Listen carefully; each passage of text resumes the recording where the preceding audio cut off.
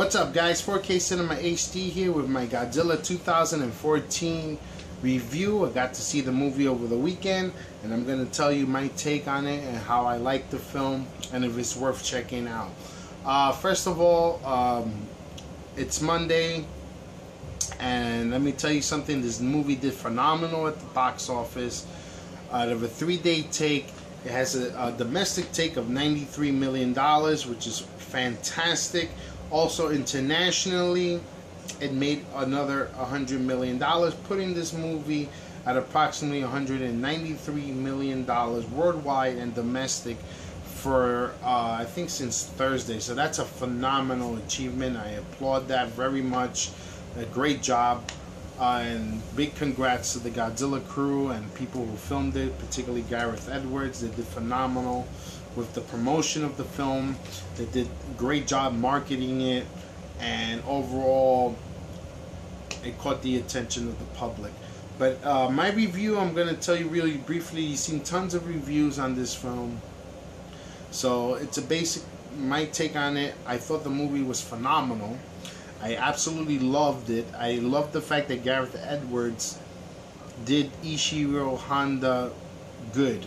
He paid homage to Godzilla the way it was supposed to be. Okay? He did justice. Let me tell you something. When I say he did justice, Godzilla looks absolutely phenomenal.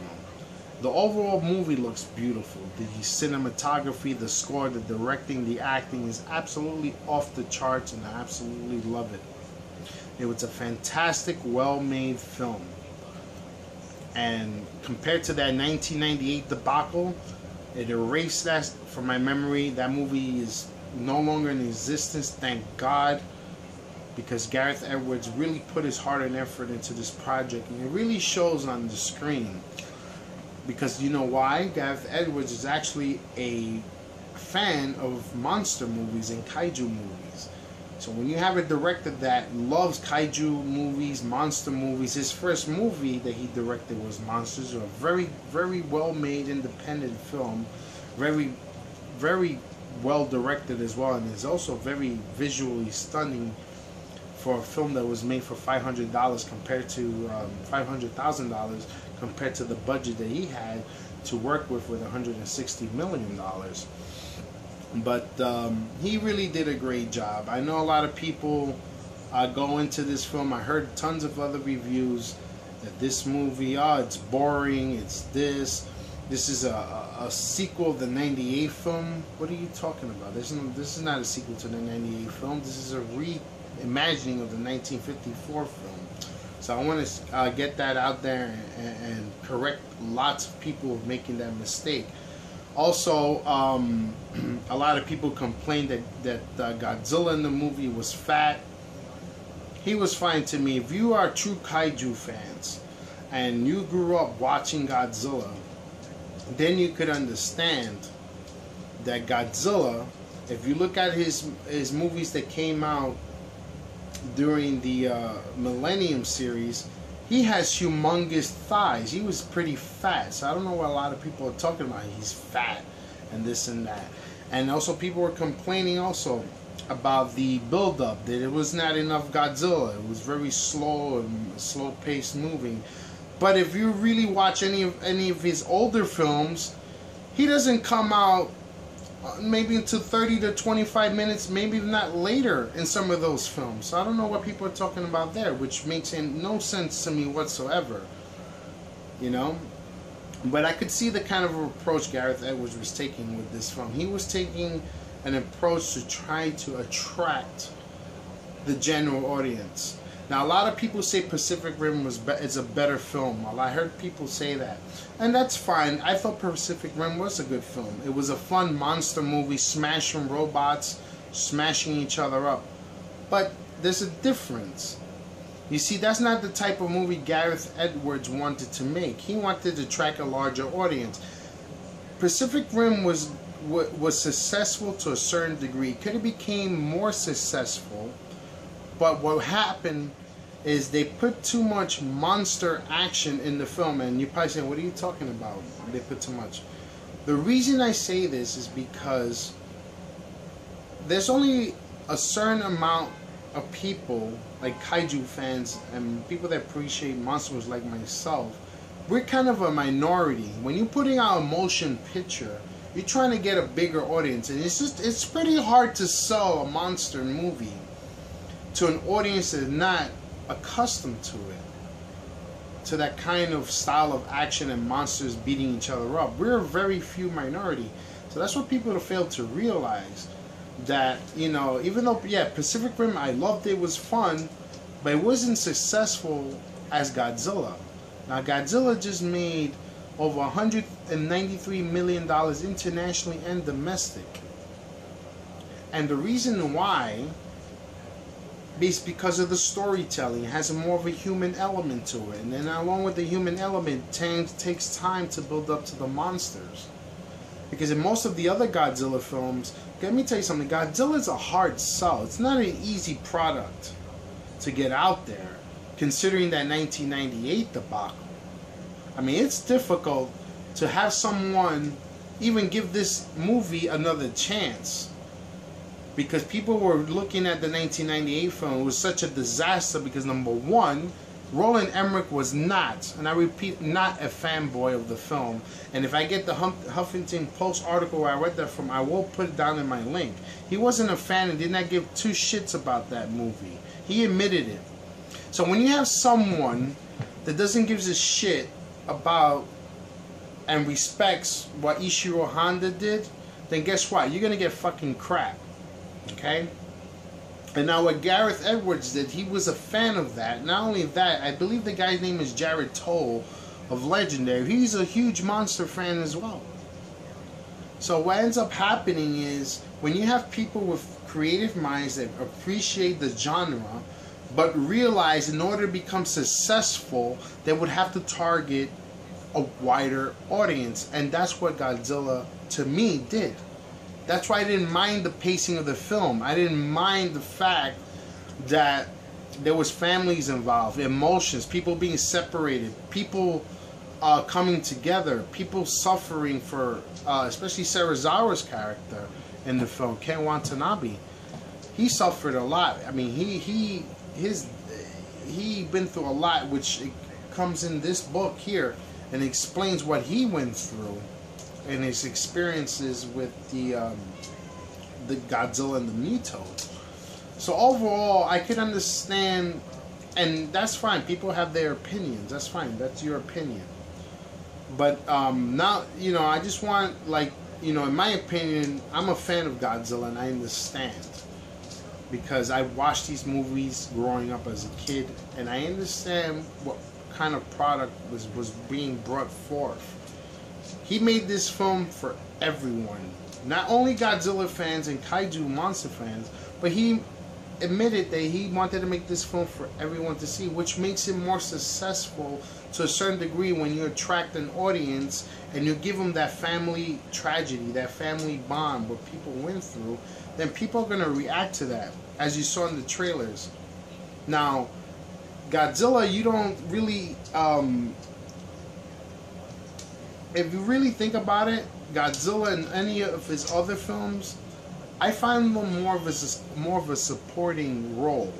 To me, when I watch the other films focus more on the villain than it does Godzilla. Yes, Godzilla's in the film, but Godzilla goes ahead and he takes care of those monsters. But they particularly, if you rewatch them and you study these kaiju films, Godzilla mostly has a second act in those films, and he comes much more later on in the movie after those monsters are first presented to you on the screen and cause their destruction, and guess who comes second? Godzilla. That's how these movies are made, and that's why I appreciate this film, is because that's what Gareth Edwards did with the Muto monster. He showed more of the Muto monster in this film than he did Godzilla. You do see Godzilla, but you see him more towards later in the film, which I don't have a problem with that, because that's how the Japanese Ishiro Honda, Wan Fukura, and also Yoshimitsu Banno, who was the executive producer, of this movie who directed Godzilla vs. the Smog Monster, they all did the same thing. They showed the villain first, and then Godzilla came into the fray to destroy the evil monsters. So I just want to make that clarification, because I've been looking at all these reviews. People, I mean, that's fine. I'm not, hey, we are entitled to our opinion. That's what makes YouTube great. And that's what makes it wonderful that we can have friendly conversations in regards to movies like Godzilla and other movies in general in a fun and friendly manner. But also, you gotta be a really true die-hard, not necessarily, but a true kaiju fan to really appreciate what's being brought on the screen, the way it was done. I mean, I think, to me, overall, this film was phenomenal. Gareth Edwards, especially the last sequence when the Muto and Godzilla were fighting, I think Ishiro Honda was spinning in his grave. He was so happy. That climactic, I don't know how long it was, maybe 25 minutes, 30 minutes long battle was epic. And the score was epic. The score sounded well. It blended well with everything in the film. So this is a fine looking film. It's a great looking film in my opinion. And I just had to set certain things straight, that these movies, if you go rewatch all the Godzilla movies, like I said, they always present, most of the time, I could say like 95% of the time, 90% of the time, they're going to show the villain first and then build up leading to it. Okay? And Godzilla's always been big, and people complain about, oh, he's too fat. I'm surprised the Japanese even call him too fat. Look at the Millennium Scene. Look at the size of his thighs. They're like huge. So, and then people talking about, oh, this is a sequel to 98 film. No, it's not a sequel to the 1998 film. This is a reimagining of the 1954 film. And this movie really expands the Godzilla universe. He kind of rebooted it, kind of like, I hate to use this reference, kind of what Christopher Nolan did with the Batman series. That's what they're trying to attempt to do here, and which they are, because the movie right now got a seal of approval to do a sequel. Now it's going to expand the movie universe more of Godzilla, which is awesome. So you're going to see a lot of other monsters in the film. On top of seeing a lot of other monsters in the film, Legendary right now has signed up, I believe right now they're merging with Universal, which makes it more interesting now that this movie became successful, because of the simple fact now you have a merger with Legendary, Universal, that there could be a possibility, it could be, of a Godzilla versus King Kong movie. Now that's a little bit too much, I know, but consider the facts that this movie has become successful because it did expand and reach a larger, broader audience than Pacific Rim did. And I'm not knocking Pacific Rim, but they did it in a certain way that only targeted the kaiju fan. Now what Gareth Edwards did, he targeted movie goers in general, and which was the smart thing. I think that's why this film wasn't put as a part of a trailer with Pacific Rim, because I believe he wanted to distance the Godzilla character from Pacific Rim and trying to say, hey, my movie's not going to be a smash 'em monster flick. We're going to take this very seriously, and we're going to put a real story behind it. Because if you think about it, Pacific Rim, the human characters, they are non-existent. There's no human stories. Just rock 'em, sock 'em, kick-ass monsters versus robots, which is awesome. That's great. But with Gareth Edwards, now I kind of understand why he never played the trailer, which makes sense, along with Pacific Rim, was for the fact that he wanted to distance and separate his version of his monster from Pacific Rim, which was brilliant. And it came out with the Hobbit,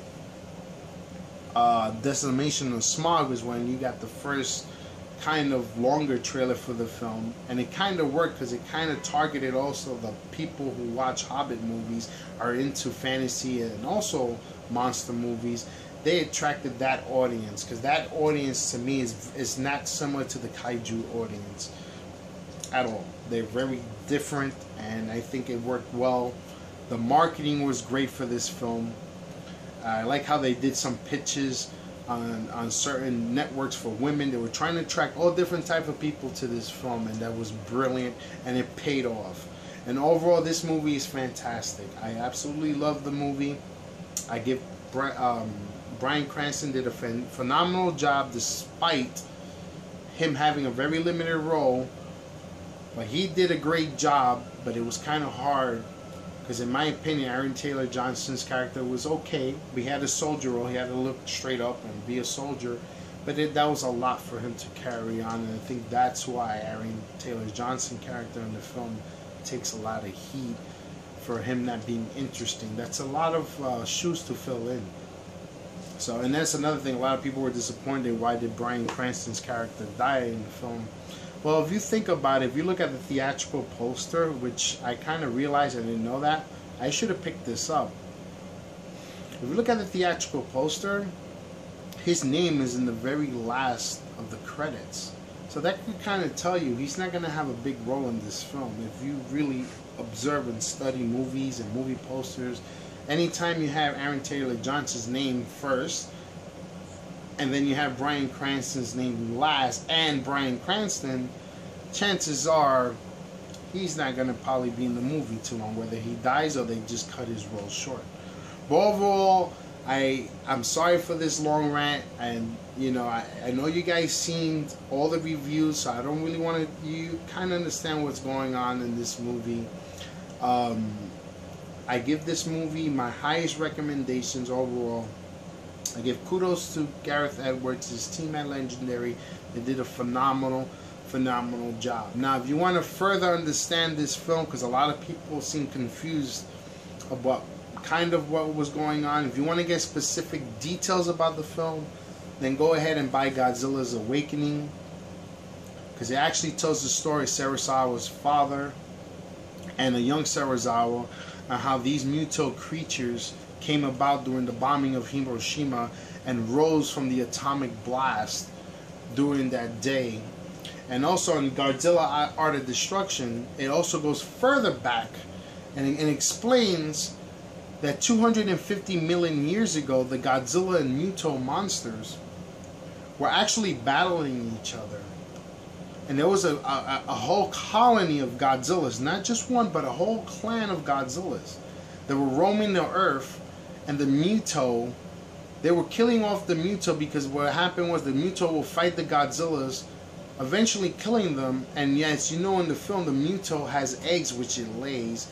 They were laying it inside the dead carcasses of the Godzillas, which explains in the this book I have here. I knocked a couple of things down. The Godzilla Art of Destruction book, which is awesome. It's a phenomenal looking book. But it explains how the Muto character, which was named the Shinomura in the comic, that's the name of the monster, Shinomura, they've been having battles with Godzillas for years.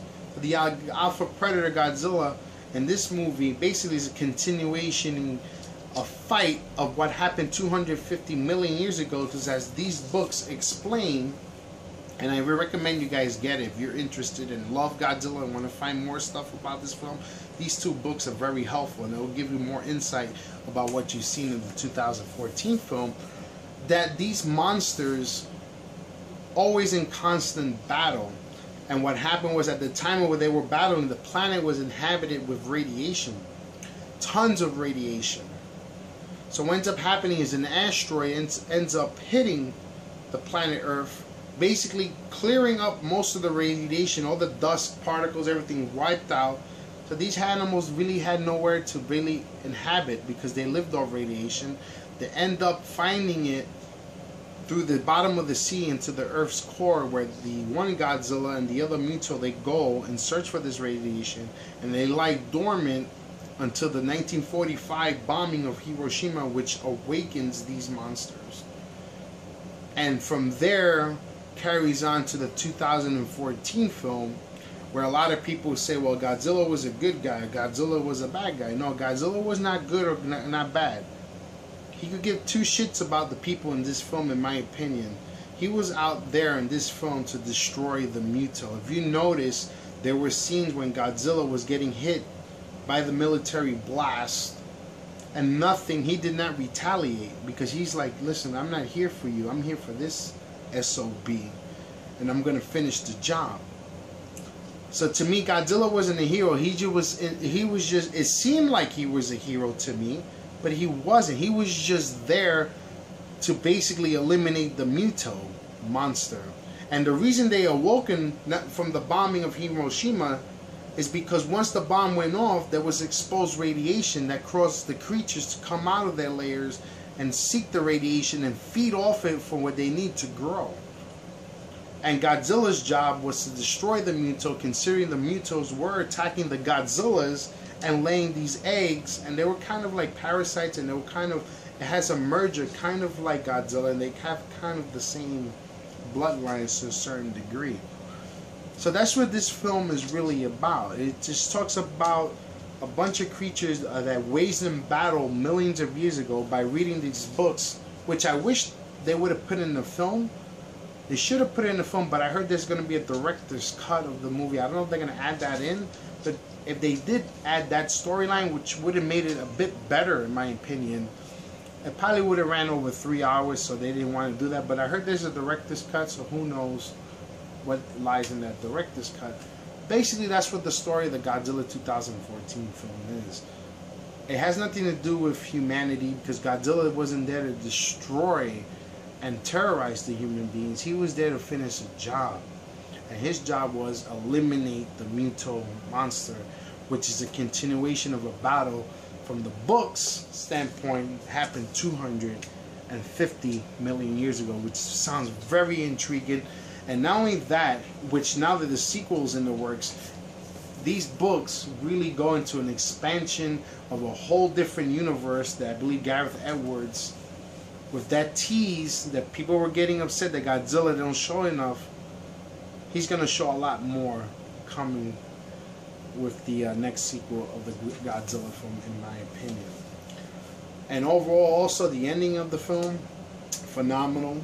Love the atomic breath, the blue light shining, Godzilla going like that with the burly chest and just firing away at the Muto. And that ending scene was phenomenal as well. Oh, I forgot to say, there are 2 Muto monsters in this film. There's a female and a male who flies. But the ending of the film, when he takes the monster's jaw, it kind of does almost like a King Kong move and just breathes fire down the Muto's neck and decapitates his head, was awesome. And holds the Muto's head and just drops it, and you hear the roar. That was fantastic. And then also with the ending of the film, people had problems with that as well. As he gets up from being tired from the battle of the Muto, he collapses. As he gets up, he seems to go into sea, and the film ends. And people are like, oh, well, why did it end that way? Most of Godzilla other films, his other movies, end that way.